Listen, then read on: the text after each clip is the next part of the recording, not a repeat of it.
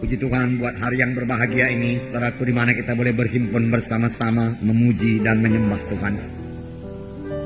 Dan Tuhan hadir di tengah-tengah kita, saudaraku. Biarlah persekutuan kita dengan Tuhan bertambah hari bertambah indah. Biarlah kita hidup dekat dengan Tuhan. Bahkan hidup bergaul dengan Tuhan pada akhir zaman ini. Inilah juga firman Tuhan pada hari ini yang hendak saya sampaikan kepada saudara, yaitu mengenai berjaga-jaga pada akhir zaman. Supaya kita tetap dalam kehendak Tuhan, tetap dalam persekutuan yang indah dengan Tuhan, tetap dalam roh Tuhan. Saudara, itu tertulis di dalam Matius pasal 24, pembacaan Alkitab kita beberapa hari yang lalu. Dan saya ingatkan lagi kepada saudara, supaya kita terus setia membaca skedul pembacaan Alkitab kita. Dan pada tahun ini kita menyelesaikan seluruh Alkitab, dan itu akan membawa berkat yang besar bagi kita semuanya. Nasihat untuk berjaga-jaga tertulis dalam Matius pasal 24 ayat 37 sampai 44. Ayat 37 kita akan membaca bersama-sama, yaitu Matius pasal 24 ayat 37 sampai 44. Bukalah kitab saudara.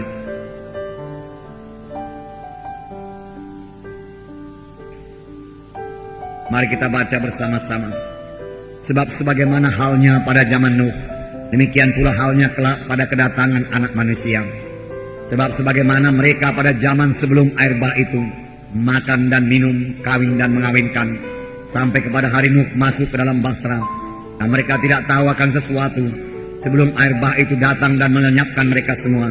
Demikian pula lah halnya kelak pada kedatangan Anak Manusia.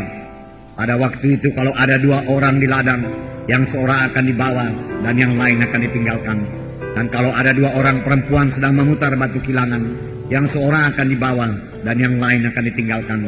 Karena itu berjaga-jagalah, sebab kamu tidak tahu pada hari yang mana Tuhanmu datang.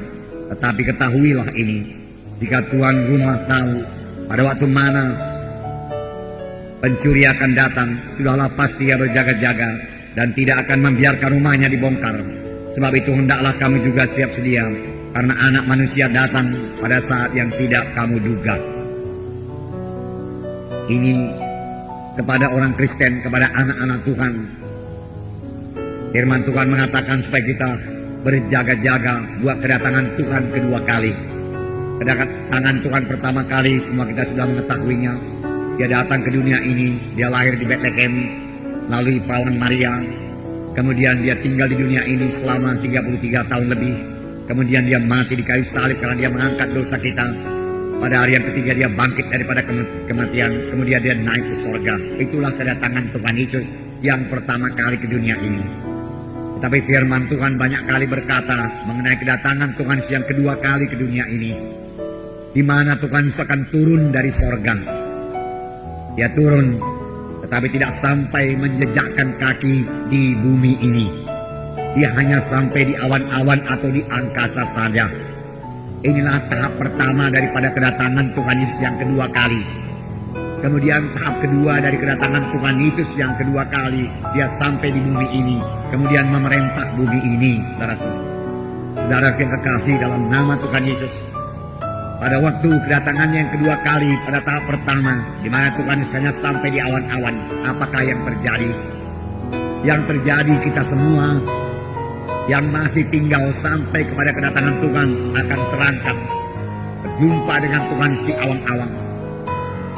Dengan terlebih dahulu tubuh kita ini diubahkan Tuhan menjadi tubuh yang mulia, tubuh yang kekal, tubuh yang tidak bisa ditimpa penyakit lagi. Dan kita bersama-sama dengan Tuhan selama-lamanya.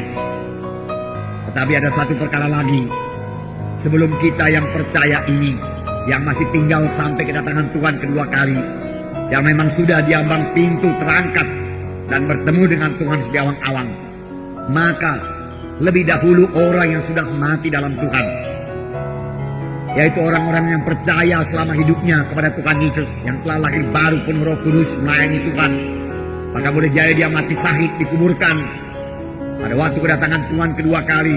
Mereka itulah yang lebih dahulu bangkit daripada kematian, diubahkan beroleh tubuh yang baru daripada Tuhan, kemudian bertemu dengan Tuhan di awang-awang. Kemudian kita yang masih hidup ini juga diubahkan Tuhan, lalu naik ke angkasa, bertemu Tuhan di angkasa. Inilah yang dikatakan dalam bahasa Inggris rapture, dia katakan pengangkatan. Dan ini akan jadi saudaraku pada akhir zaman ini. Dan kalau kita melihat tadi saudaraku dalam Matius pasal 24 ini, Tuhan Yesus menerangkan satu lagi tanda mengenai kedatangan Tuhan kedua kali, yaitu tanda Nabi Nuh. Sebelumnya saudaraku dalam Matius 24 ini menerangkan mengenai tanda-tanda kedatangan Tuhan Yesus yang kedua kali. Itu sebabnya saya ajak saudara terus membaca Alkitab saudara, supaya pelajaran ini bertambah terang kepada saudara. Saudara kekasih dalam nama Tuhan Yesus, ini juga tertulis dalam 1 Tesalonika pasal 4. 1 Tesalonika pasal 4 ayat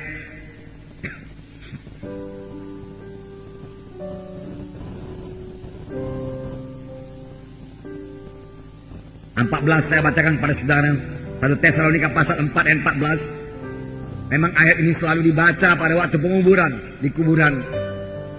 Tetapi saya minta pada hari ini supaya saudara meresapkannya sungguh-sungguh dan minta pertolongan Roh Kudus supaya kita betul-betul mengerti apa maksud ayat ini dan percaya apa yang dikatakan ayat ini.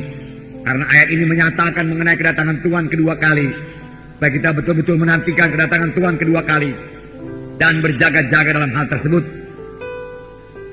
Ayat 14. Karena jikalau kita percaya bahwa Yesus telah mati dan telah bangkit, maka kita percaya juga bahwa mereka yang telah meninggal dalam Yesus akan dikumpulkan Allah bersama-sama dengan Dia.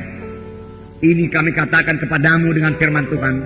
Kita yang hidup, yang masih tinggal sampai kedatangan Tuhan, sekali-kali tidak akan mendahului mereka yang telah meninggal. Sebab pada waktu tanda diberi, yaitu pada waktu penghulu malaikat berseru dan sangkakala Allah berbunyi, maka Tuhan sendiri akan turun dari sorga, dan mereka yang mati dalam Kristus akan lebih dahulu bangkit. Sesudah itu kita yang hidup, yang masih tinggal, akan diangkat bersama-sama dengan mereka dalam awan, menyongsong Tuhan di angkasa. Demikianlah kita akan selama-lamanya bersama-sama dengan Tuhan. Jelas ayat ini saudaraku berkata, bahwasanya ada pengangkatan orang percaya, baik yang mati yang hidup, yang masih tinggal sampai pada kedatangan Tuhan kedua kali, akan terangkat dan bertemu Tuhan di awang-awang, diubahkan dalam sekejap mata. Tapi yang lebih dahulu bangkit, yaitu orang yang mati di dalam Tuhan. Mereka lebih dahulu bangkit, berada tubuh kemuliaan, lalu bertemu dengan Tuhan di awang-awang. Saudaraku yang kekasih dalam nama Yesus, kalau memang Tuhan lambat datang, saudaraku, dan kita semua harus mati, biarlah kita mati dalam Tuhan. Biarlah kita mati setelah kita bekerja sungguh-sungguh buat Tuhan. Setelah kita selesai mengerjakan pelayanan yang ditugaskan Tuhan kepada kita, lalu kita akan mati dengan umur yang panjang. Dan kita mati dalam Tuhan. Dan hanya orang yang mati dalam Tuhan yang akan terangkat pada waktu Tuhan Yesus datang kedua kali. Kuburan-kuburan orang yang mati di luar Tuhan tidak akan terbuka. Mereka akan menanti hukumannya kekal, ditimpa murka Allah dalam sengsara yang selama-lamanya dengan tubuhnya juga, saudaraku. Tapi orang yang mati dalam Tuhan dengan tubuhnya akan bersama-sama dengan Tuhan di sorga selama-lamanya. Jadi untuk mati dalam Tuhan, kita perlu hidup dalam Tuhan. Kita tidak dapat mati dalam Tuhan kalau selama kita hidup dalam dunia ini kita hidup dalam dosa dan tidak dalam pertobatan. Kita tidak bisa mati dalam Tuhan kalau selama kita hidup dalam dunia ini kita berdukun-dukun, ikut dalam cara-cara kegelapan. Kemudian pada waktu kita mati, saudaraku, kita tidak mati dalam Tuhan, saudaraku, tapi mati di luar Tuhan. Apakah artinya mati di luar Tuhan? Hilang selama-lamanya di dalam sengsara yang kekal. Oleh sebab itu, saudaraku, dalam kebaktian penguburan, saudara sendiri menyaksikan bahwasanya kita tidak berdoa bagi orang yang mati tersebut, karena tidak ada lagi gunanya dia didoakan. Kalau memang selama hidupnya dia hidup dalam Tuhan, dia mati di dalam Tuhan.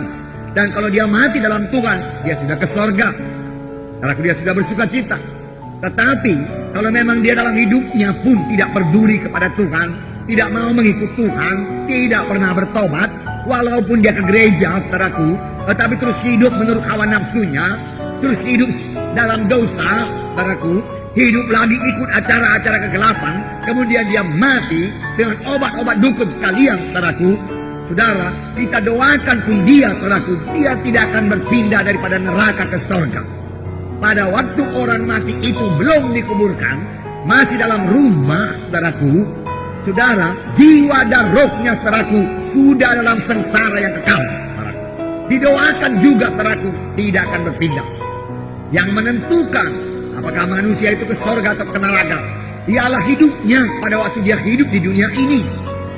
Firman Tuhan berkata, barang siapa yang memiliki Yesus, dia memiliki hidup yang kekal.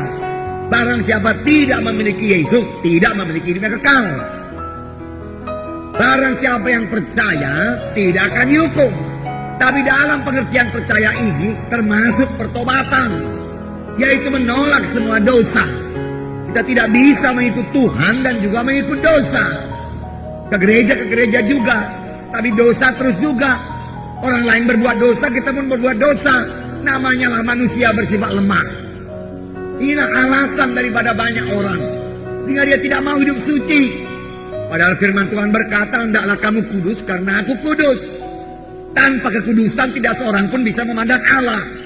Hiduplah dalam Tuhan, maka saudara akan mati dalam Tuhan kalau Yesus lambat datang. Tetapi saudaraku, saya percaya ini sudah akhir zaman. Tidak lama lagi Tuhan Yesus akan datang. Dia akan menyatakan dirinya di awan-awan. Dan saya percaya, saudaraku, saya berdoa, saya berharap, kalau sekiranya pada saat ini Tuhan Yesus datang, saudaraku, itu juga iman daripada Paulus 2000 tahun yang lewat. Dia berharap Tuhan Yesus datang pada zamannya, tetapi tidak pada zaman Paulus. Boleh jadi pada zaman kita ini. Dan kalau pada saat kita kebaktian ini Tuhan Yesus datang, saya percaya ruangan ini segera kosong dan kita semua naik ke sorga, bertemu Tuhan di awan-awan. Dan akan banyak gereja-gereja lain yang kosong, dan ada juga gereja-gereja yang separuh terangkat, separuh tinggal. Kadang ada firman Tuhan tadi kita baca, kalau ada 2 orang di ladang, 1 diangkat, 1 tinggal. Ada 2 orang yang memutar kilangan, 1 diangkat, 1 tinggal. Ada 2 orang di tempat tidur pada waktu kedatangan Tuhan kedua kali, 1 diangkat, 1 tinggal. Oleh sebab itu firman Tuhan tadi berkata, berjaga-jagalah supaya kamu jangan ketinggalan pada waktu kedatangan Tuhan Yesus yang kedua kali. Berjaga-jaga bagi diri saudara, berjaga-jaga bagi famili saudara. Sentakkan famili kita itu semua masuk pada jalan Tuhan. Dan mereka semua percaya kepada Tuhan Yesus. Dan semua mereka memiliki Yesus dalam hatinya. Karena hanya Yesuslah satu-satunya jalan ke sorga. Tidak ada jalan yang lain lagi. Hanya satu jalan ke sorga. Bukan dengan kebenaran, kebaikan darah kita. Tetapi anugerah Tuhan Yesus sendiri saja yang menyelamatkan kita. Tuhan sendiri berkata, akulah jalan dan kebenaran dan hidup. Seorang pun tidak bisa sampai kepada Bapa kalau tidak melalui aku. Oh, kejar famili kita itu, saudaraku. Kejar saudara-saudara kita yang belum selamat. Bawa dia kepada Tuhan. Bawa dia kepada keselamatan. Bahagia saudara-saudara saya tidak di sini, tidak di kota Medan ini. Sebagian mereka di Jakarta, saudaraku. Tapi hati saya damai. Mengapa? Karena mereka semua sudah lahir baru, sudah selamat, sudah menerima Yesus sebagai Tuhan dan Juru Selamatnya. Walaupun tidak satu gereja-gereja kemenangan iman Indonesia ini, mereka semua sudah kenal Yesus, cinta kepada Yesus, dan semua tidak mau lagi terlibat dalam dosa. Saya percaya pada waktu Yesus datang kedua kali, kalau kami semua masih hidup, kami akan bertemu di awang-awang bersama-sama dengan Yesus. Demikian juga saudara-saudara sekalian. Amin. Haleluya. Nah, puji Tuhan. Ini adalah hal yang sangat indah. Oleh sebab itu mari selamatkan famili kita. Mari kunjungi mereka, saudaraku. Jangan kalau ada urusan saja, urusan bisnis kita kunjungi mereka itu, saudaraku. Saudara, jangan. Urusan yang paling penting, saudaraku, yaitu urusan keselamatan jiwanya. Bicara terus terang kepadanya dengan mengasihi dia, dengan roh yang lemah lembut. Aku sudah mengenal jalan keselamatan, saudaraku. Katakan kepada dia, bukan seperti kita dahulu, hanya sekedar ke gereja saja, kemudian hidup kita tidak berubah. Tidak ada kejadian baru kepada kita. Kita pun tidak bisa berdoa, tidak baca Alkitab. Bukan begitu Kristen yang sungguh-sungguh, saudaraku. Marilah kenal jalan Tuhan. Aku sudah mengenal Yesus. Aku sudah mengenal sidang Tuhan yang hidup dan berkuasa. Itu di sana, di kota Medan. Mari datang kebaktian, dan kamu juga selamat. Karena kalau kamu tidak selamat, kemanakah kamu kalau kamu mati? Semua manusia ini mesti mati. Mari datang kepada Tuhan. Baik kalau kita mati, kita ke sorga. Katakan amin, saudara. Haleluya. Beranilah, beranilah. Lihatlah dalam 1 Korintus pasal 15. 1 Korintus pasal 15. Saya membacakan kepada saudara. Ayat 51. Ini dikatakan, sesungguhnya aku menyatakan kepadamu suatu rahasia, bahwa kita tidak akan mati semuanya, tetapi kita semuanya akan diubah. Mudah-mudahan ini jadi, saudara. Tidak usah mati, tapi diubah. Dirubah berada tubuh yang mulia, jumpa Tuhan di tengah awan-awan. Dalam sekejap mata, pada waktu bunyi nafiri yang terakhir. Sebab nafiri akan berbunyi dan orang-orang yang mati akan dibangkitkan dalam keadaan yang tidak dapat binasa, dan kita semua akan diubah. Ini tulisan Paulus pada sidang Korintus. Karena yang dapat binasa ini harus mengenakan yang tidak dapat binasa, yang dapat mati ini harus mengenakan yang tidak dapat mati.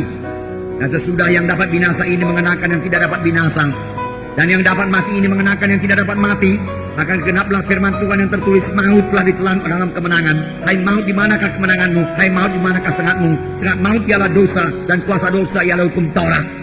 Nah, saudaraku, Paulus berkata, tidak semua kita akan mati, tapi semua kita akan dirubah dalam sekejap mata. Yang mati akan diubah, yang hidup akan diubah, semua bertemu Tuhan di awan-awan. Keadaan yang dapat mati ini mengenakan yang tidak dapat mati. Maka saya katakan kepada saudara, bukan yang tidak dapat mati, tidak dapat sakit pun tidak, saudara. Sehat, prima terus, saudara. Sukacita terus. Dengan tubuh yang baru daripada Tuhan, yang diliputi oleh Roh Kudus, saudaraku. Saudara, sehingga yang tidak dapat mati ini menjadi tidak, yang dapat mati menjadi tidak dapat mati. Yang tidak mulia dikenakan yang mulia. Itulah jadi kepada kita. Kalau itu sudah terjadi, firman Tuhan berkata, hai maut, di manakah sengatmu? Sengat maut ialah dosa. Bahkan sekarang ini saya katakan kepada saudara, maut tidak punya sengat lagi bagi anak-anak Tuhan yang percaya. Puji Tuhan. Saudara tahu sengat ya. Semua kita mengerti mana sengat, ya. Sengat. Sebab sengat, maut ialah dosa, dan dosa sudah diangkat dari saudara. Waktu saudara sudah menerima Yesus sebagai Tuhan dan Juru Selamat saudara, maka sengat diangkat daripada saudara. 1 tahun, 1 lembah yang telah diambil, saudaraku, sengatnya tidak bahaya lagi. Saudara boleh pegang, saudara, taruh di wajah saudara, dia akan jalan-jalan saja, saudara, di wajah saudara. Saya pernah melihat seorang anak muda, dia ambil lipan yang besar, kira-kira 10 cm. Dia biarkan menjalar di tubuhnya. Saya mau berteriak, tetapi orang lain berkata kepada saya, udah dicabutnya gigi bisanya itu, dia katakan. Jadi nggak bahaya lagi. Giginya yang berbisa sudah dicabut. Tidak ada sengat lagi. Tidak berbahaya lagi. Demikian kematian. Kematian hanya membawanya ke sorga. Kematian hanya melepaskannya daripada sengsara, penderitaan, pencobaan yang dialaminya dalam dunia ini, sepanjang dia mengikuti Tuhan dengan setia. Walaupun demikian, semuanya tentu kita berharap, saudaraku, umur yang panjang daripada Tuhan, supaya kita boleh bersama-sama mengerjakan pekerjaan Tuhan dan memberi buah yang banyak kepada Tuhan. Amin, saudaraku. Puji Tuhan, saudaraku, puji Tuhan. Tetapi, saudaraku, dalam membela Tuhan ini, kita tidak akan kompromi. Sekarang di seluruh dunia, saudaraku, banyak-banyak anak-anak Tuhan, banyak-banyak orang Kristen mati martir. Saudara dengar banyak orang mati martir pada zaman Romawi karena mereka mengaku Kristen, saudaraku. Saudara, lalu dibunuh, diberikan makan binatang buas dan lain sebagainya. Saudara, saya katakan kepada saudara, itu namanya mati syahid, dan mereka segera ke sorga, saudaraku. Dan belakangan ini, saudara, kira-kira 40 tahun yang lalu di Korea hal itu masih terjadi. Korea pada waktu itu sebagian besar masih komunis, orang-orang Kristen dianiaya, saudaraku. Mereka ditangkap, kemudian di muka laras senapan atau di depan tiang gantungan, ditanya kepada mereka, apakah engkau mau mengikut Yesus atau engkau mau menyangkal Tuhan Yesus? Kalau engkau mau menyangkal Tuhan Yesus, engkau boleh pulang sekarang bersama-sama dengan anak istrimu, silakan pulang. Orang tersebut kebanyakan berkata, tidak mungkin saya menyangkal Tuhan Yesus juru selamat saya. Pada waktu engkau menembak saya, peluru menembus tubuh saya, di situ Tuhan Yesus datang dan saya hidup selama-lamanya beserta dengan Yesus. Engkau hanya berkuasa membunuh tubuh ini, tapi engkau tidak berkuasa apa-apa berbuat kepada jiwaku dan rohku, dia katakan. Dan senapan meledak padaku dan dia berlumuran darah jatuh padaku dengan muka yang tersenyum bertemu dengan Yesus. Ribuan. Bahkan kalau saudara baca jaringan doa, saudaraku, sampai sekarang seluruh dunia ini tiap-tiap hari banyak orang Kristen mati syahid karena mempertahankan imannya dan tidak mau kompromi. Dia cinta pada Yesus. Pada zaman sekarang ini, boleh jadi pada hari ini, apa yang dikatakan Tuhan benar. Belakangan ini kita dengar, saudaraku, ada kerusuhan daerah Situbondo, Tasikmalaya sana, saudaraku, juga satu keluarga pendeta, saudaraku, mati dibunuh, saudaraku. Istri dan anak-anaknya pendeta sendiri, saudaraku, mati syahid karena mereka memakai gelar Kristen, saudaraku. Mereka tidak mau menyangkal Tuhan, saudaraku, karena mereka mati, saudaraku. Saya katakan pada saudara, darah para martir merupakan tanah yang subur untuk Injil Tuhan. Makanya saatnya saudaraku kita membawa Injil ke daerah sana, saudaraku, dan mereka, saudaraku, mendengarkan berita keselamatan, saudaraku. Puji Tuhan, saudaraku. Orang Batak banyak diselamatkan Tuhan. Mengapa, saudaraku? Sebelum No Manson datang, Liman Hungson, saudaraku, mencurahkan darahnya sebagai martir di tanah Batak, saudaraku. Karena dianiaya oleh orang Batak dan dikuburkan di sana. Saudaraku, dua orang itu bersaudara, anak dari seorang janda. Dan janda ini berkata di Amerika, waktu dia dengar kematian anaknya yang dua orang itu, aku tidak mempunyai anak yang lain. Hanya dua orang itu anakku, dan aku seorang janda. Kalau sekiranya ada anakku lagi, aku kirim lagi dia ke tanah Batak. Saudara, dapat satu kasih yang luar biasa, saudaraku, dicurahkannya pada orang Batak. Hati-hati orang Batak. Dan keselamatan saudara peroleh daripada Tuhan. Untuk apa itu? Untuk apa saudara menjadi Kristen yang sejati? Tahukah saudara bahwa saya No Manson datang dari Jerman? Tidak ada pesawat terbang pada waktu itu. Saudara lihat di peta dari mana dia jalan. Saudaraku, dia melewati India untuk turun. Kenapa dia tidak berhenti di India? Untuk menginjili India. Terus Pakistan. Kenapa tidak berhenti di Pakistan? Bangladesh, India, saudaraku. Kemudian, saudaraku, Thailand, saudaraku. Malaysia, saudaraku. Taruhlah Kamboja boleh jadi sebelah sana, saudaraku. Tapi dia tidak turun di situ. Dia turun ke Sumatera Utara ini. Kemudian ke daerah Batak. Mengapa tidak di Sumatera Utara daripada Sumatera Utara dan Aceh? Mengapa tidak di Sumatera Barat? Mengapa tidak ke Jawa?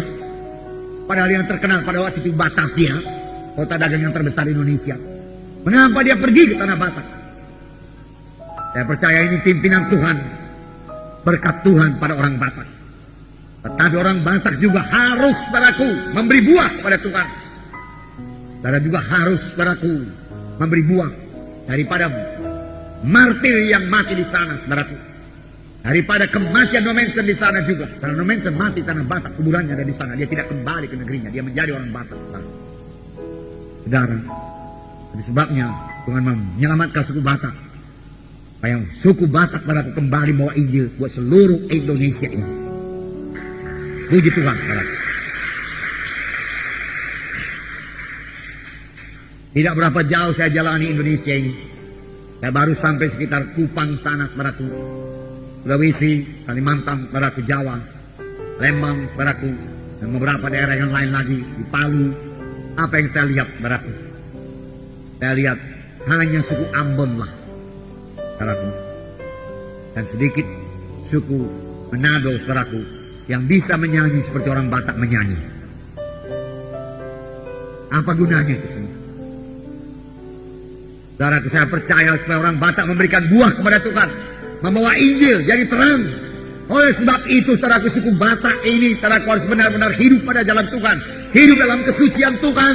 Tidak terlibat lagi dalam kuasa-kuasa kegelapan. Kembalilah kepada jalan Tuhan yang suci.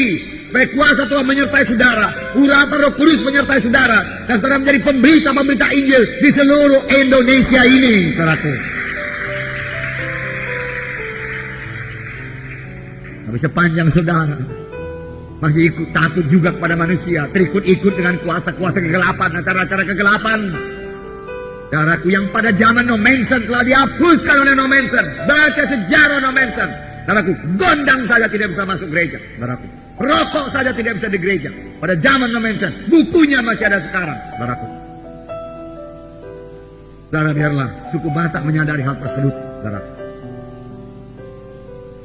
Dan No Manson lah, saudaraku, yang mendidik orang Batak, saudaraku, sebagai dalam pendidikan militer, saudaraku, dalam asrama, saudaraku. Saudara, dia bentuk suku Batak, sehingga suku Batak yang ketinggalan 100 tahun daripada suku di Sumatera Barat sana bisa mengejar ketinggalan tersebut satu generasi maju, saudaraku. Karena Kristen melanda, saudaraku. Kristen selalu membawa berkat, saudaraku.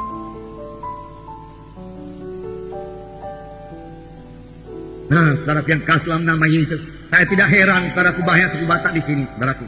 Dan saya mau lebih banyak lagi, saudaraku. Karena darah para martir ditumpahkan di tanah Batak sana, saudaraku. Darah yang mahal di hadapan Tuhan. Yang pasti Tuhan berikan hasil. Dan siapa tahu masih ada orang Batak yang akan jadi martir, saya tidak tahu. Atau suku Karo yang jadi martir, saya tidak tahu. Namun saya sendiri dalam hati saya, kalau nama Tuhan memanggil saya jadi martir, saudaraku, saya siap sedia. Dan saya tidak akan pernah menyangkal Injil Tuhan. Karena ini akhir zaman, saudaraku, di mana kita harus hidup benar dan tidak kompromi sama sekali. Firman Tuhan, berjaga-jagalah, hidup atau mati saya, saudaraku. Banyak saya hidup dalam Tuhan, saudara. Pada waktu Yesus datang kedua kali, saya akan terangkat itu yang perlu bagi saya dan bagi anak-anak saya, keluarga saya, saudaraku, yang sangat saya kasihi, dan juga saudara-saudara sekalian.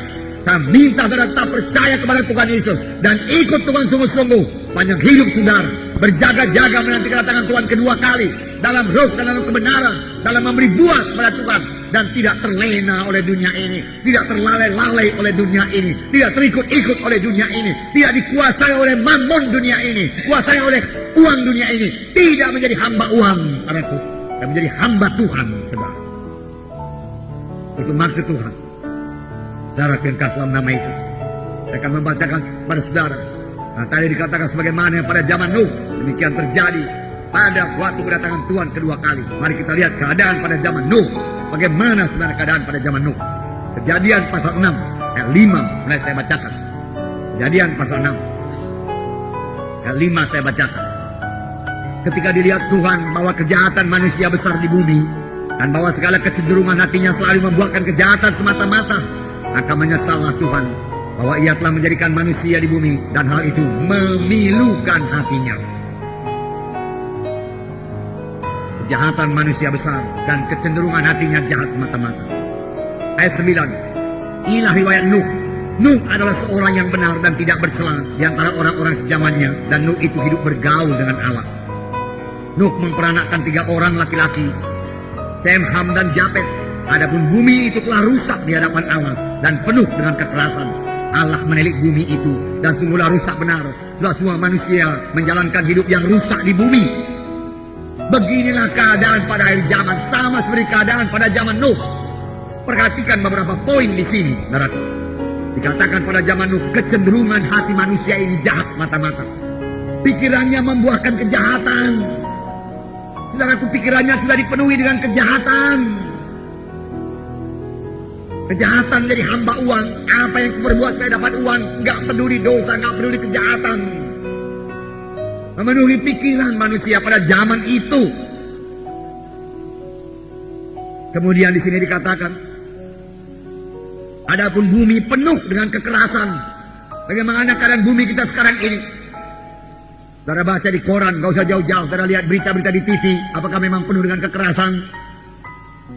Apakah saudara pernah mendengar di TV pembunuhan di sana sini, pembunuhan sadis, anak-anak juga dibunuh, saudaraku? perkosaan segala macam, saudaraku. Bukankah itu semua kekerasan? Ditambah lagi film-film kekerasan di TV, saudaraku. Film-film peperangan, film-film balas dendam di TV, saudara. Karena memang sudah demikian cara berpikir manusia ini. Dan film yang demikian memuaskan hati manusia tersebut, saudaraku. Bukan hanya memuaskan, tetapi apa yang disodorkan film itu mulai tumbuh dalam hatinya. Oleh sebab itu saya katakan pada minggu yang lalu, hati-hati dengan anak-anak kita. Kita juga. Film-film kekerasan itu akan membawa dampak yang negatif bagi kerohanian kita, bagi pikiran kita, apalagi bagi anak-anak. Seharusnya anak-anak bisa menyembah Tuhan dalam roh, dalam kebenaran. Coba cek anak-anak saudara apakah bisa menyembah Tuhan dalam roh, dalam kebenaran. Karena itu berlaku bukan hanya bagi orang tua, tapi bagi anak-anak juga. Saudaraku, apa kata Musa?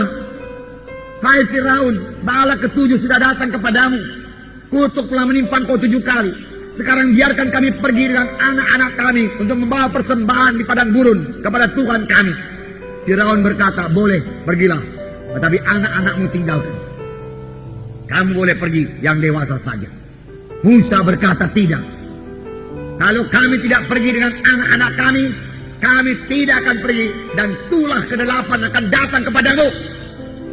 Dia katakan, Firaun berkata, kalau memang betul-betul Tuhan beserta dengan engkau, barulah engkau bisa membawa anak-anakmu keluar daripada tanah Mesir ini. Luar biasa ucapan Firaun. Banyak orang Kristen gak mengerti. Ini anak-anak. Anak-anak dibiarkan. Tapi Firaun tahu. Orang tuanya biarkan pergi. Orang tuanya tidak pulang kembali. Biarkan. Masih ada anak-anak. Lebih baguslah anak-anak ini tidak ada orang tuanya. Supaya kuajari anak-anak ini ilmu pengetahuan Mesir. Sehingga anak-anak ini menjadi anak-anak Mesir. Lihat betapa jahatnya Firaun. Pergilah engkau. Berikan persembahan pada Tuhan Allahmu. Tapi anak-anakmu tinggalkan di sini. Tapi Musa dalam pimpinan Roh Kudus, dia mengerti jalan Tuhan. Anak-anak juga beserta dengan kami. Kalau anak-anak tidak beserta dengan kami, lebih baik kami tidak pergi. Firaun berkata, kalau kau mau anak-anakmu pergi, kuasa Tuhan harus dinyatakan. Dan Musa berkata, besok tulah ke-8 datang kemari. Firaun lebih suka tulah ke-8 daripada melepaskan anak-anak untuk beribadah kepada Tuhan. Tapi banyak orang tua tidak memperdulikan ibadah anak-anaknya. Sekarang siapa yang menyesatkan seorang daripada yang kecil ini, lebih baik baginya kalau padanya diberikan batu kilangan dan ditenggelamkan dalam laut. Firman Tuhan berkata, jangan sesatkan iman daripada anak-anak kita yang kecil. Saudaraku, dalam 2 minggu ini saya terbeban sungguh-sungguh kepada anak-anak. Saya melihat tadi sementara anak-anak kebaktian biasa Nudin, saudaraku. Saya berpikir apakah cukup ini firman Tuhan kepada dia? Apakah dia bisa menyembah Tuhan? Dari anak-anak di sini, saudaraku, saya berdoa. Saudaraku, apa diperbuat Tuhan? Supaya anak-anak juga bisa menyembah Engkau dalam roh dan dalam kebenaran. Saya percaya roh Tuhan akan memimpinkan kita dalam hal ini, saudaraku. Selesai nanti baptisan air, saudaraku, kita akan memikirkan untuk mengadakan KKR anak, untuk membangunkan anak-anak. Kemudian KKR remaja-remaja. Kemudian KKR muda-mudi, saudaraku. Supaya semua bangun dan bangkit bersama-sama sebagai bala tentera yang besar. Memuji dan menyembah Tuhan, saudaraku. Mempermuliakan Tuhan. Dan semua sampai kepada maksud dan kehendak Tuhan, saudaraku.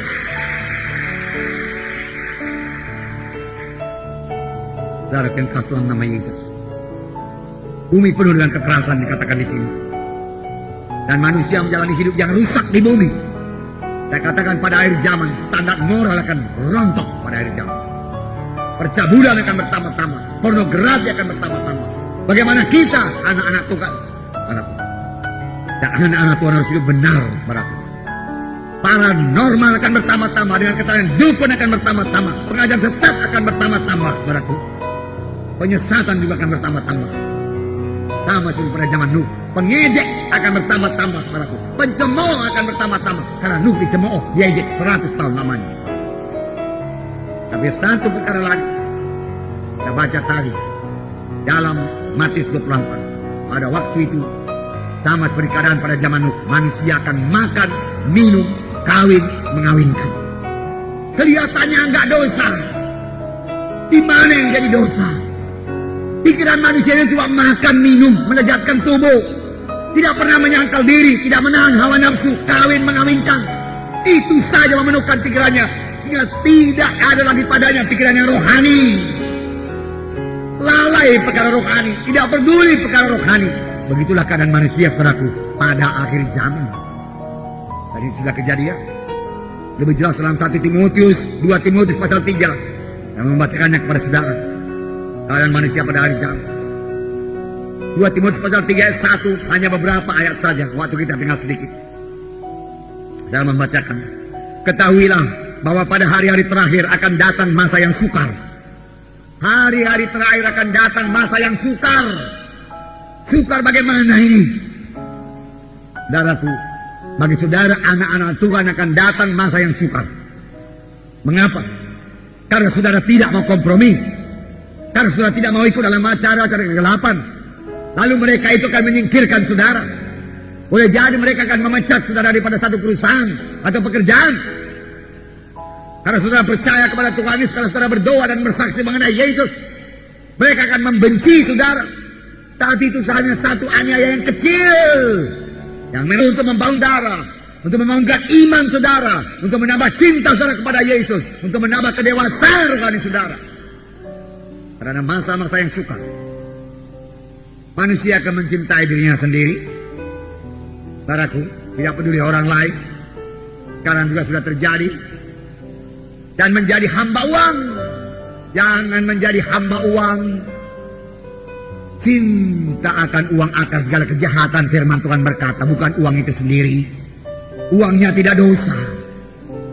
Tidak, saudaraku. Tapi cinta akan uang. Diperbudak oleh mammon. Apa saja diperbuat asal dapat uang. Asal dapat uang. Dosa pun tidak peduli. Pokoknya uang. Cintakan uang, hamba uang, itu yang dosa. Pada akhir zaman itu akan jadi. Dan sudah terjadi, saudaraku. Hendaknya anak-anak Tuhan jangan menjadi hamba uang. Pakai mammon untuk pekerjaan Tuhan. Firman Tuhan berkata, pakailah mammon selama dia masih dapat menolong kamu. Pakai untuk pembangunan gereja, pakai untuk penginjilan, pakai untuk pekerjaan Tuhan. Saudaraku, pakai untuk memberi Alkitab, saudaraku. Pakai untuk memberi buku-buku rohani, saudaraku. Saudara, berikan bagi jiwa-jiwa, saudaraku, anak-anak Tuhan yang baru. Berikan Alkitab kepadanya, saudaraku. Pemurah. Pakai uang saudara untuk memberi pakaian-pakaian untuk diberikan pada orang-orang desa, saudaraku. Hari Selasa ada pertemuan desa, saudaraku. Saudara, karena mereka membutuhkan, saudaraku. Mereka bukan yang membutuhkan pakaian, mereka membutuhkan Injil Tuhan. Saudara yang merasa terpanggil untuk berangkat ke desa, silakan berangkat untuk mengabarkan Injil. Lengkapi diri saudara di saudara kita Rema. Saudara, jangan jadi hamba uang. Pakai uang untuk pekerjaan Tuhan. Genapkan persepuluhan saudara. Persepuluhan saudara, 1/10 daripada keuntungan saudara milik Tuhan. Banyak orang Kristen tidak menggenapinya. Maria ketiga dengan jelas berkata, persepuluhan itu milikku. Tuhan berkata, bawalah olehmu persembahan persepuluhan ke rumah Bapakku, sehingga ada persediaan dalam rumahku. Dan ujilah aku, apakah aku tidak membuka tingkap-tingkap di langit dan mencurahkan berkat yang berkelimpahan kepadamu. Kemudian Maliaki pasal 4 berkata, orang yang bayar persepuluhan, kesembuhannya akan terbit sebagai fajar, dan dia akan sebagai anak lembu lepas kandang, walau tua. Mengapa? Karena sehat. Kutuk kamu datangkan kepadamu karena kamu mencuri uang Tuhan, dia katakan. Apakah yang kami curi? Hukum Maliaki berkata, kamu mencuri persepuluhanku, Tuhan berkata. 1/10 daripada milik kita, daripada keuntungan kita, milik Tuhan. Banyak orang mencuri. Lalu dia heran kenapa kutuk datang, kenapa penyakit tidak sembuh. Saudaraku, dia nggak mengenapi jalan Tuhan. Padahal kalau dia berikan 10%, tinggallah 90% yang masih sangat banyak. Plus Tuhan membuka tingkap-tingkap di langit dan mencurahkan berkat yang berkelimpahan, hingga kamu tidak sempat menyimpannya pun, Tuhan berkata. Saya kenal beberapa orang yang sudah kaya dalam hal ini, dari konglomerat, karena mereka mengenapkan lebih daripada persepuluhan dia berikan pada Tuhan. Kaya luar biasa. Iya.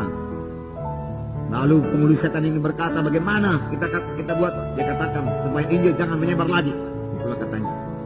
Lalu satu daerah berkata, wah sudah kumusnahkan, sudah kumatikan satu orang penginjil dengan hujan es yang sangat luar biasa, dia mati beku. Tidak jalan misalnya yang demikian, dikatakan. Mati satu, datang 10. Dikatakan, kata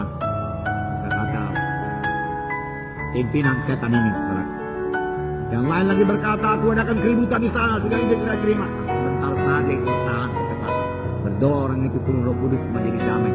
Injil datang juga ke sana, dia katakan. Aku berikan sakit itu penginjilnya, dia katakan. Kalau bikin sakit, dia berdoa. Tambah lagi imannya, sembuh dia katakan. Sama kuat dia menginjil. Aku curi barang-barangnya, kata setan. Barang-barangnya hilang semua. Mobilnya lenyap semua, dia katakan. Sebentar dia berdoa, dia diberkati Tuhan. Kemudian ada satu setan yang sangat licik. Saya tahu Tuanku, dia katakan. Apa itu? Coba sekarang, dia katakan. Saya katakan kepada orang Kristen, kepada penginjil, tidak guna buru-buru. Masih banyak waktu. Tunda dulu, tunggu dulu. Berlambat-lambatan. Dalam pemimpin setan berkata, bagus. Berjalan. Sampai sekarang dia lihat, tunda. Sampai orang mau baptisan pun tunda. Baptisan akan datang. Tak dari siapa dia dapat pendapat demikian. Nggak pernah diajarkan dalam sidang. Pemimpin KKS pun tidak. Ada pemimpin KKS berkata, tanggal 23 baptisan, tapi kamu tunda aja dulu ya. Nggak ada kan? Tapi dia tahu sendiri perkara rohani yang demikian. Saya tunggu dulu lah ya, tunda dulu. Masuk itu kita rema, tunda dulu. Ya,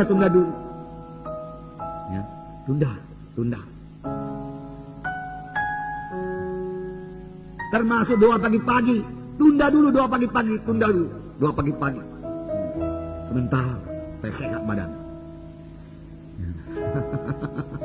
Tunda. Termasuk pembacaan Alkitab, tunda dulu. Sampai sekarang setan berkata tunda, tunggu. Masih ada waktu, masih banyak waktu. Demikian pemimpin KKN.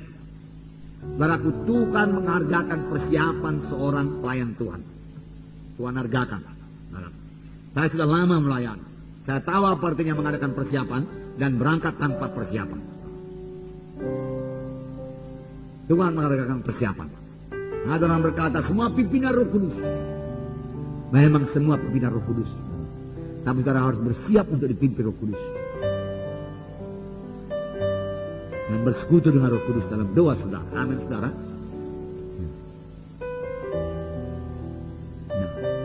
Setan berkata, tunda. Lalu berangkat.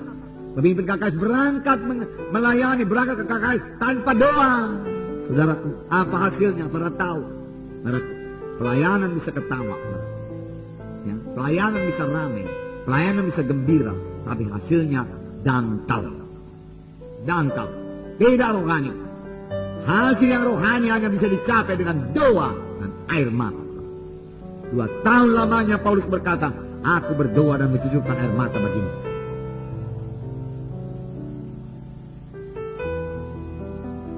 Doa. Amin saudara.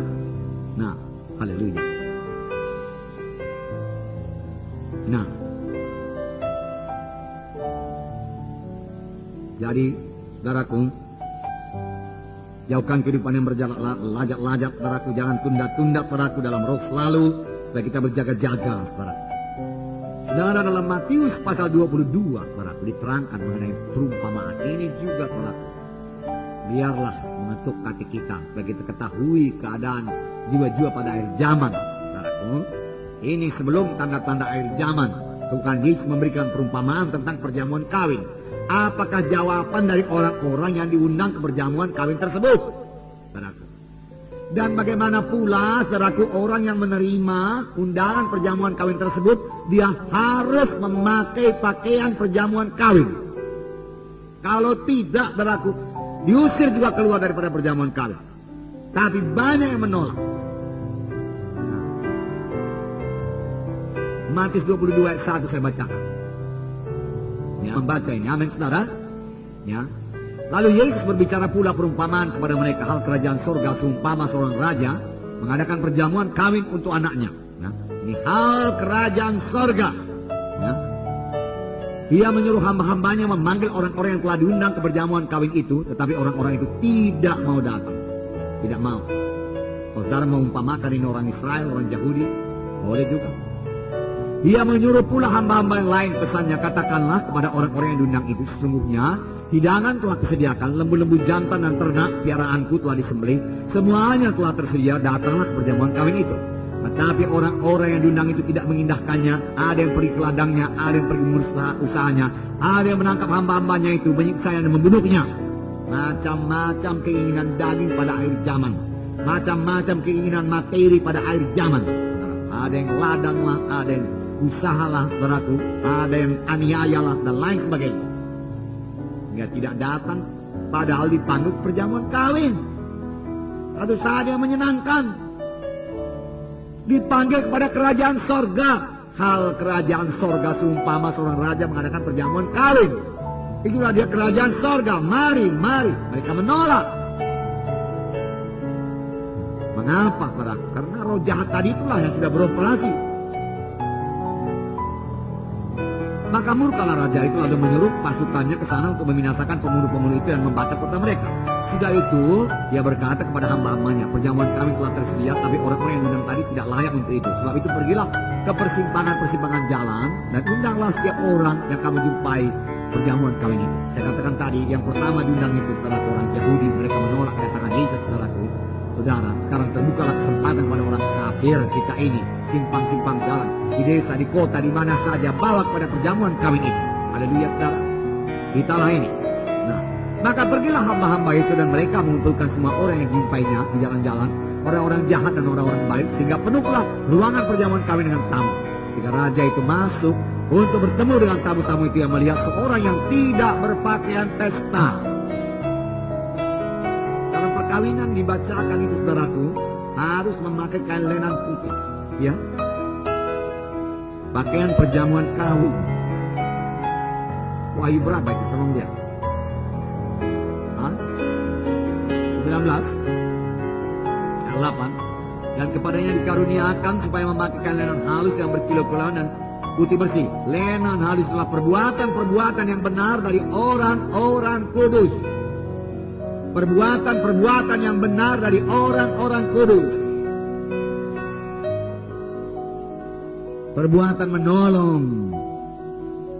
Bagaimana Matius 25 itu mengatakan, saudaraku, pada waktu aku dalam penjara, engkau mengunjungi aku, pada waktu aku sakit, engkau mengunjungi aku, kelaparan, engkau beri aku makan. Itulah perbuatan-perbuatan yang benar dari orang-orang kudus, merupakan pakaian putih kita dalam perjamuan kawin. Amin, saudara.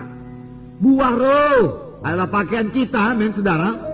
Buah roh, kasih, sukacita adalah pakaian kita. Ada yang masuk dalam perjamuan kawin tanpa berpakaian-pakaian perjamuan kawin. Di sini dikatakan, dia berkata kepadanya, hai saudara, bagaimana engkau masuk kemari dengan tidak mengenakan pakaian pesta? Tapi orang itu diam saja. Kemudian dikatakan, ikatlah kaki tangannya dan campakkanlah orang itu ke dalam kegelapan yang paling gelap antara ratapan dan ketak gigi. Sesudah diselamatkan, kita perlu bertumbuh dalam Tuhan. Amin. Tidak cukup hanya menerima keampunan dosa saja. Tidak cukup menerima kesembuhan saja. Tidak cukup sudah diberkati saja. Tidak cukup sudah diurapi saja. Buah roh harus tumbuh dalam kita. Amin, saudara. Ya. Karakter Kristus harus tumbuh dalam kita. Merupakan pakaian rohani kita. Amin. Haleluya. Ini namanya bertumbuh dalam Tuhan. Bertumbuh dalam Tuhan. Nah, diundang dalam perjamuan kawin, banyak yang tidak mau.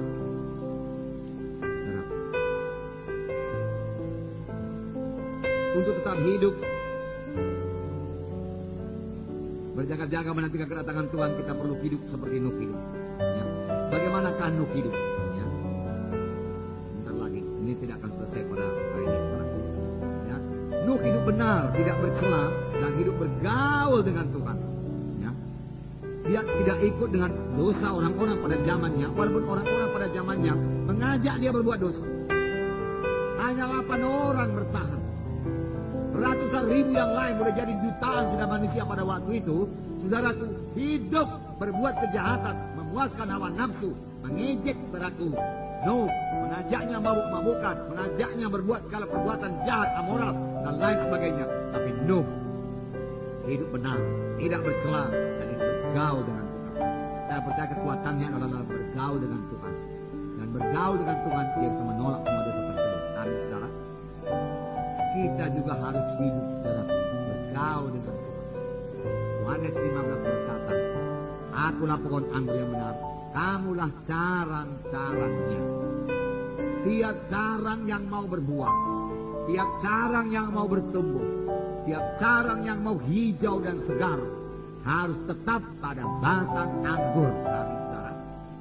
Melekat pada batang anggur, tetap pada batang anggur. Dari batang anggurlah mengalir semua zat-zat kehidupan yang perlu bagi carang itu untuk bertumbuh, yang perlu bagi carang itu untuk berbuah. Dari batanglah mengalir kekuatan rohani, dari batanglah mengalir perahu buah roh kudus, dari batanglah mengalir karunia. Nuh hidup bergaul dengan Tuhan. Jangan puas sudah diberkati Tuhan dengan berkat materi. Jangan puas tanya Tuhan untuk apa ini berkat materi Tuhan. Jangan pula sampai persepuluhannya tidak jalan, saudaraku. Yang sudah diberkati Tuhan, rata-rata kita semua sudah diberkati Tuhan. Saya mengaku, kita harus bersyukur kepada Tuhan tidak berhenti-henti, saudaraku. Maupun saudara, saudaraku. Ya. Dan saya melihat apa yang kejadian dalam dunia ini, saudaraku. Dan saya melihat apa yang terjadi kepada saudara, rata-rata kita ini sangatlah diberkati Tuhan, dilindungi Tuhan, saudaraku. Dari mana bahaya, dari kematian, dari penyakit, dilindungi Tuhan kita ini yang malam. Dan saya melihat juga bagaimana hidup orang dunia ini, ya, nampaknya keluar daripada perlindungan Tuhan. Mati muda, penyakit lah, kanker lah, inilah tidak bisa disembuhkan, yang anak yang sakit jiwa dan lain sebagainya, ya, kegaduhan, pertengkaran, saya melihat dalam sidang kita ini Tuhan memberkati. Puji Tuhan. Tapi itu saja tidak cukup, tidak cukup. Harus sampai kepada maksud Tuhan. Saudara harus berbuah, amin saudara. Harus berbuah. Kejarlah memberi buah itu. Sudah waktunya. Bukan hanya kejar berkat-berkat materi saja. Itu sudah pasti tambahkan Tuhan pada sekarang memberikan buah. Tetapi kalau pikiran kita melulu pada berkat materi, lalu hilanglah pikiran rohani daripada saudara. Jangan-jangan nanti saudara diajak kebahagiaan aku berbisnis, aku berladang, aku berjalan berbulan dan lain sebagainya. Aku semua datang pada perjamuan kami dan lain sebagainya. Begitu perumpamaan Tuhan Yesus. Makanya nomor satu dan ketiga kepada ini. Menyenangkan Tuhan Yesus.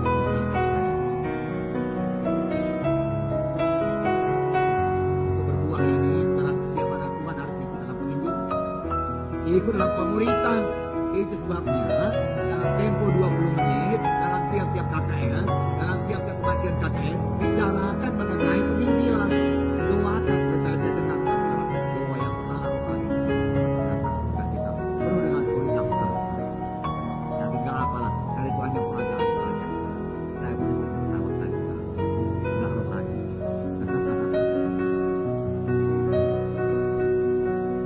Tetapi peraku dalam doa yang sungguh-sungguh nanti buat jiwa-jiwa yang akan secara injili, karena berdoa dengan sungguh-sungguh. Doa yang bersungguh-sungguh besar khasiatnya. Doa yang bertalu-talu, doa yang tidak kenal menyerah, pasti dijawab oleh Tuhan. Miliki doa yang kuat. Miliki. Jadikan semua roh penghalang dalam nama Yesus. Doakan. Doakan pelayanan kita. Nah, ikut dalam penginjilan, ikut dalam pemuritan. Jangan sibuk dengan urusan-urusan pribadi. Semua kita ini punya urusan pribadi, tapi kita harus memberikan prioritas kepada penginjilan, karena Yesus mau datang. Dia kan selalu berkata, kami bicara waktu itu, dia percaya Yesus mau datang. Dan satu perkataannya, saya mau pada waktu Yesus datang, saya lagi keringatan. Dia buat Tuhan. Entahkah di mana saja di penjuru dunia ini, tapi saya lagi bekerja lah. Maunya pada waktu saya datang. Pada waktu Yesus datang, dia kata, kalau saya datang gak apa-apa, tidur gak apa-apa.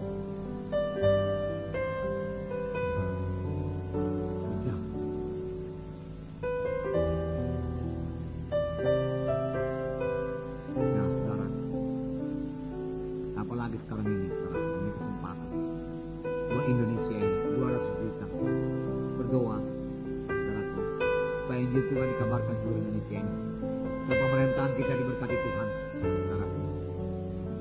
Menjadi pemerintahan yang baik, berwibawa, saudaraku. Jadi alat Tuhan membela kita. Siapa yang dalam pemerintahan doakan merupakan pilihan Tuhan. Supaya kita sempat membawa Injil seluruh Indonesia ini.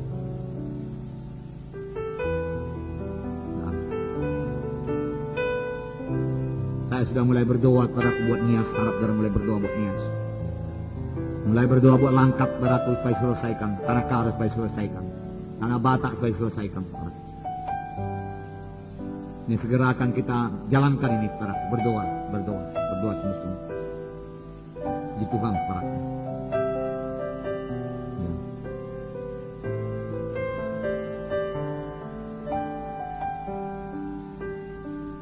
Ya, tidak cukup, saudara, ini keberkatan saja. Tidak cukup sembuh saja, saudara.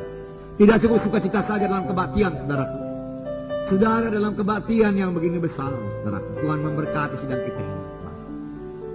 Pemimpin KKS banyak, pelayan banyak, pembimbing banyak, saudaraku, jiwa baru pun banyak, saudaraku. Saudara jangan merasa puas, saudara sudah melayani sebagai pelayan dalam kebaktian minggu, pemutik persembahan dalam kebaktian minggu, penerima tamu dalam kebaktian minggu, saudaraku, atau mengatur parkir, semua itu memang sangat diberkati Tuhan dan sangatlah dibutuhkan. Tanpa saudara melaksanakannya juga kebaktian tidak akan berjalan dengan baik, saudaraku. Tapi saya katakan pada saudara itu saja tidak cukup, saudaraku. Jangan nanti saudara berpuas, oh saya sudah pelayan, saya sudah pembimbing, saya sudah mengutip persembahan. Firman Tuhan berkata, kamulah saksi-saksiku, kamulah pemberita Injilku, Tuhan berkata. Bagus, saudara melayani, Tuhan akan menghargakan, walau kebersihan sekalipun Tuhan akan hargakan. Walau memberi minuman pada yang kecil sekalipun, saudaraku, akan diberkati Tuhan, saudara. Tapi Tuhan minta juga kita semua memberi buah. Kita semua mengadakan penginjilan, saudaraku. Kita semua memuridkan, saudara. Amin, saudara. Ingat ini selalu, penginjilan pemuritan, laksanakan KKS. Dan beberapa kali saya pikir telah diadakan peragaan kepada saudara. Bagaimana kita mengadakan penginjilan, bagaimana kita mengadakan pemuritan, saudara.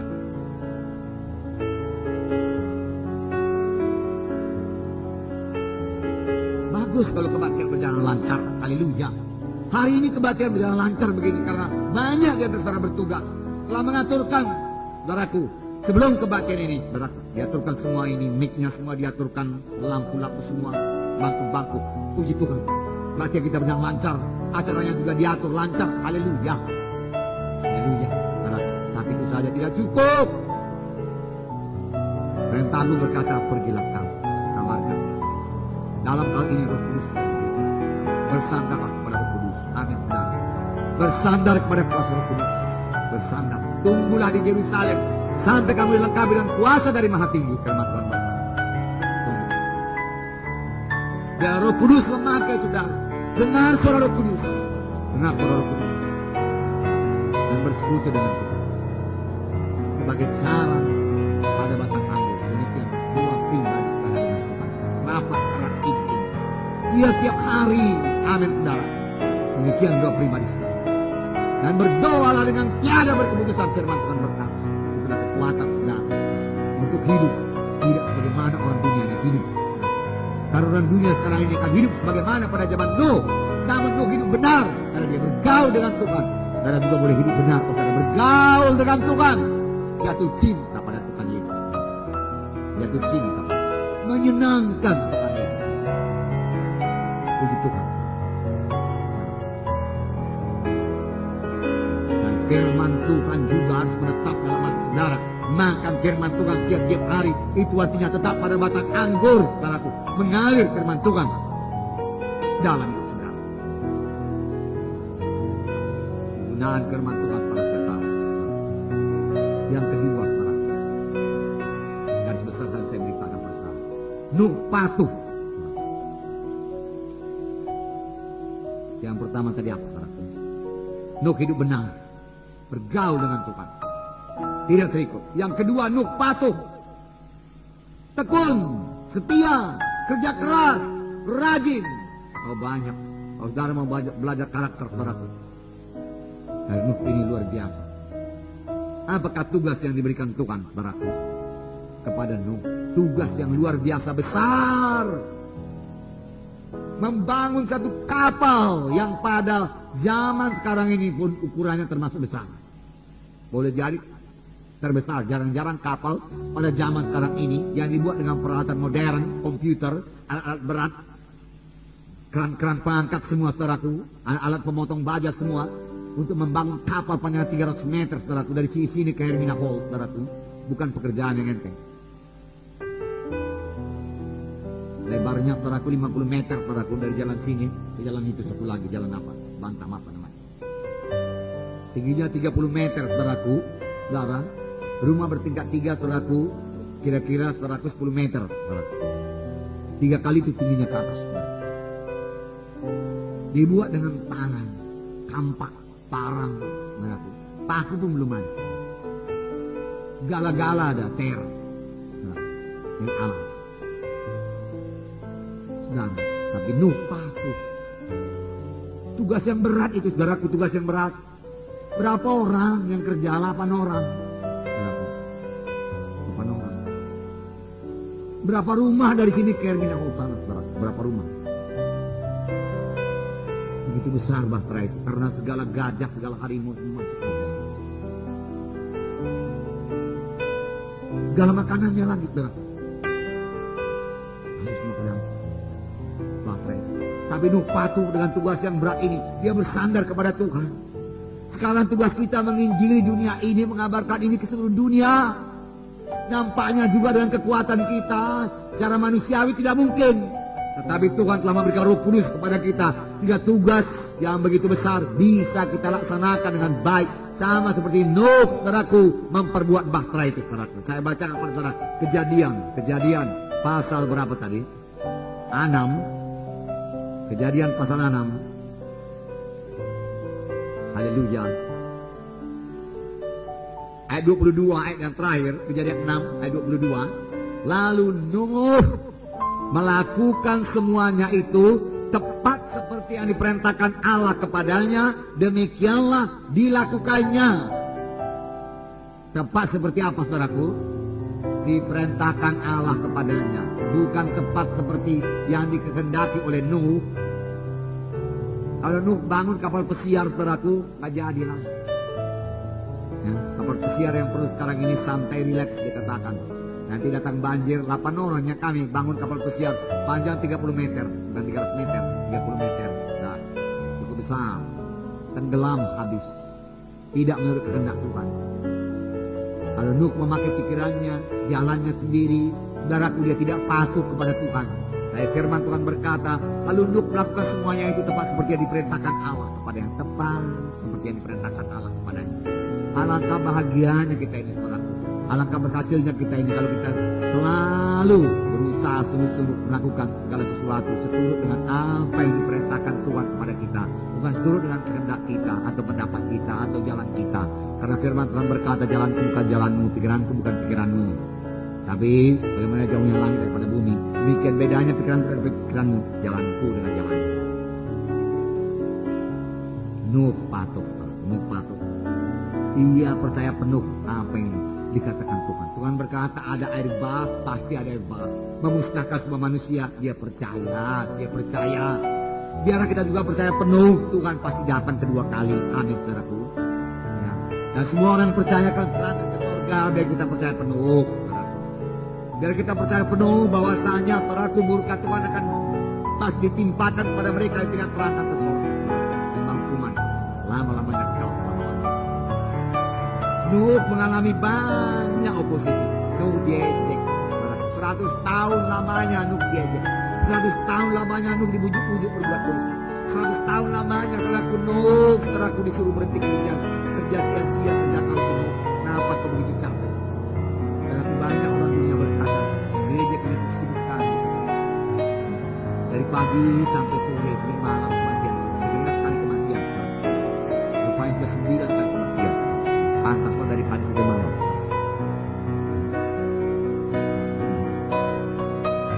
Baru hanya beberapa hari saja, beberapa minggu sebelum. Tapi Tapi Nuh 100 tahun. Nuh tidak mundur. Nuh tidak bermalas-malas 100 tahun. Nuh rajin 100 tahun. Nuh kerja keras 100 tahun. Nuh 100 tahun. Amin saudara. Nuh percaya penuh firman Tuhan. Dan juga percaya penuh Tuhan Yesus. Oleh sebab itu, jangan berlalai-lalai. Amin saudaraku. Ya. Jangan hidup dalam kehendak daging. Amin saudaraku. Menyangkal diri sungguh-sungguh. Jangan berlagak-lagak sampai dengan kedatangan Tuhan yang kedua kali. Dan kedatanganku dia katakan sebagai pencuri. Tidak kamu juga berjaga-jaga. Ayat tadi juga mengatakan ada 2 orang di ladang, satu diangkat, satu tinggal. 2 orang di tempat tidur, satu diangkat, satu tidur. Satu diangkat, satu tinggal. 2 orang mengisar di batu kilangan, satu diangkat, satu tinggal. Kenapa? Kalau saudara baca Matius pasal 25, ini bukan terutama orang kafir, bukan terutama orang kafir, bukan terutama orang yang belum selamat, bukan. Kalau saya percaya kalau orang yang belum selamat, saudaraku, takkan satu tempat tidur dengan orang yang sudah selamat, takkan satu batu kilangan dia. Tetapi dalam perumpamaan 10 anak darah dikatakan 5 anak darah bodoh, 5 anak darah pintar. Betul? Semua itu adalah anak-anak Tuhan. Betul apa enggak, saudara? Bukan orang yang belum selamat 5 anak darah bodoh itu. Semua menantikan kedatangan Tuhan. Tapi 5 tidak berjaga-jaga, 5 berjaga-jaga, penuh dengan minyak, penuh dengan Roh Kudus, patuh kepada Tuhan, dalam persekutuan yang indah dengan Tuhan. Tapi 5 lagi tidak penuh dengan minyak. Tengah malam Tuhan datang yang berjaga-jaga menyambut Tuhan dan masuk dalam perjamuan kawin, dan hanya 5 lagi tinggal di luar di sana tangisan dan ketakutan. Mari berjaga-jaga, mari bangun dan mari bangkit, mari bergairah buat mengerjakan pekerjaan Tuhan, saudaraku. Mari patuhi, saudaraku, perintah Tuhan, perintah agung dalam hidup kita, saudaraku. Jangan katakan besar kecil, apa yang disuruhkan Tuhan kepada kita, mari kita kerjakan dengan baik, dengan sungguh-sungguh, dengan segenap hati, dengan bertekun, dengan kekuatan yang diberikan Tuhan kepada kita, dengan hikmat, dengan pimpinan Roh Kudus yang diberikan Tuhan kepada kita. Begitulah berjaga-jaga, bukan diam, saudaraku. Saya bekerja keras, rajin, sama sebagaimana Nuh membangun bahtera menantikan kedatangan Tuhan kedua kali. Demikian kita ini, membangun gereja Tuhan, karena bahtera Nuh gambaran daripada sidang Tuhan. Bangun terus gereja Tuhan, saudaraku. Dewasakan terus gereja Tuhan, saudaraku. Tarik jiwa-jiwa, saudaraku. Muridkan mereka, saudaraku, sampai Tuhan datang kedua kali. Dan saudara akan bertemu dengan Tuhan di tengah awal-awal. Mari kita berdiri, saudaraku. Haleluya.